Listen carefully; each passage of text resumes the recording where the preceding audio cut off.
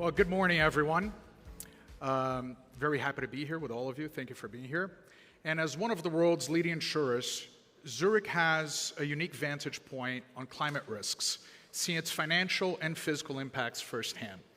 I'm pleased to be joined by Laurence Maurice, CEO of Zurich Latin America. Laurence, thank you so much for joining me. Hi, Felippe. Good morning, everybody. Bon dia. It's a pleasure to be here with you today. The pleasure is all ours. So, I know that you've been working on the Zurich Forest Project. I would love to hear a little bit more about that, and also understand how Zurich and why got involved in ecosystem restoration. Yes, so you saw the video, Zurich Forest. I'm very pleased to talk about Zurich Forest because it's a project that means a lot to me, first of all.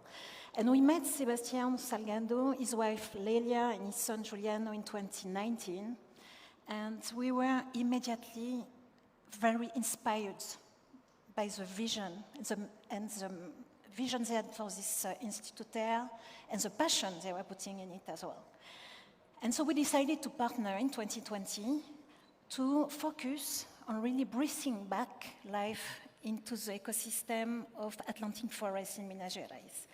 And it's very impressive to see the result of this project. After 5 years, thanks to the hard work as well of the team of Instituto Terra, we have very tangible results, plus 1 million trees planted, on top of 2.5 already existing. We have as well a reforestation part area which is tripled.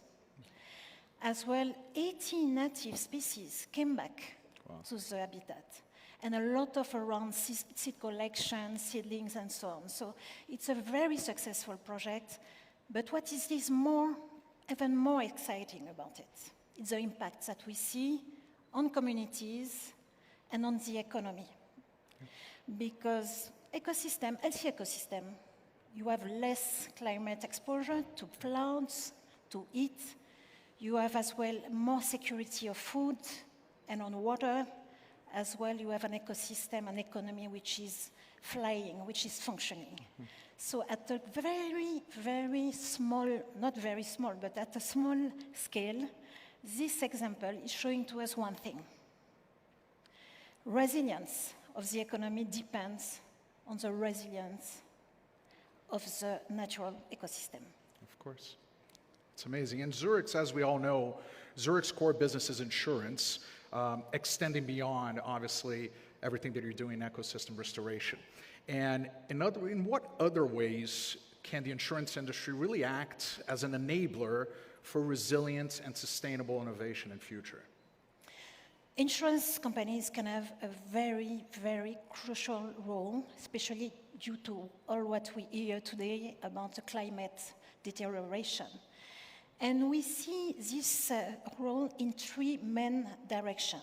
So the first one, and maybe the less known part, is about the risk expertise. Yeah. And insurers can here provide support to government, to public sector, but as well to companies in assessing the exposure to the climate risks. As well, and after, we can support these players in defining as well the action plan to mitigate the risks. And in Zurich, we have created a dedicated entity to cope with that called Zurich Resilience Solution. And we have a team of experienced risk engineers. We have risk modeling, which is very sophisticated as well, and strong database, and we are supporting clients. I will take an example. One of our clients in Latin America, which was a little bit struggling with the topic, asked us for help some weeks ago, and we succeeded to map and to make the inventory of the exposure in 5 countries, 80 locations. Wow. So it's very powerful. The second way insurance can support as well is about underwriting climate risk. And here it's a kind of recovery support after the loss. More commonly known, I think, for most of you. And the third way is clearly about unlocking funding to finance the investment in resilience solution. renewable energy, for instance. And here there are different types of financing possible directly, indirectly, and so on. So you can see 3 powerful ways insurers can play a role in the resilience journey. And you mentioned the increasing risks of extreme weather that we're all seeing. Obviously, we just saw what happened in Jamaica this past week. As a global insurer, are you worried about the insurability of these events in the future? And what could and should we be doing to prevent the growth gaps in all this insurance coverage that's happening? Yes, so the insurability topic is a little bit complex because insurability, this notion hinges on whether a risk is random and unpredictable. And why this is to allow a kind of solidarity and pooling in the pricing approach. If you have a risk which is very frequent, almost systemic and inevitable, it's no more pooling approach that can be applied. So we need to have a different approach. It is why for climate risk, we are usually using a geographical risk-based approach, which means, and I will take an example because it's a little bit technical maybe, if you want to buy an home insurance, this home insurance price will be higher if you live in a place exposed to floods or to earthquake than if you live in a city where you don't have any risk. It is a little bit the principle of insurability, not subsidies between a group of customers. So if we come back to the climate losses now, and you were opening your question with that, we are talking about an amount of $318 billion in 2024. Yeah. And we know the impact on financial aspects, emotionally, on the social aspect, as well as and on the populations. And we know that extreme weather events will continue to increase if we do not do anything, if we do not work on resilience and or risk modeling, I say this as well. So it's why in Zurich we want to help our customers, we are helping our customers to prevent, to reduce, and to manage the risk coming from the climate change.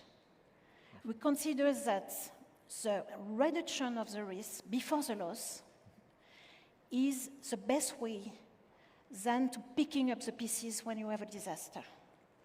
So, in a nutshell, what we are saying is better safe than sorry. And so let's put really where we have to act. So it is on risk prevention first. Yeah.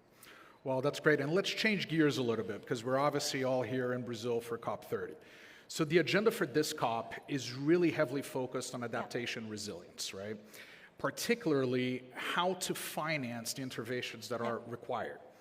What, in your view, should governments and companies and also individuals be looking for if they want to improve that resilience? Yes, first of all, as you saw, I'm sure, a COP agenda is very focused on resilience and wants to be the COP of implementation. And for implementing resilience, clearly that needs to move, public sector and private sector have to move from measuring resilience to building resilience. And to build resilience, it is really instrumental to consider resilience from the start when defining budgeting and investment decision. And for this, insurers can support as well with risk modeling, risk expertise. And as well, there is another aspect which is important to consider as well. Resilience is not an alternative as well to mitigation. Both are going together.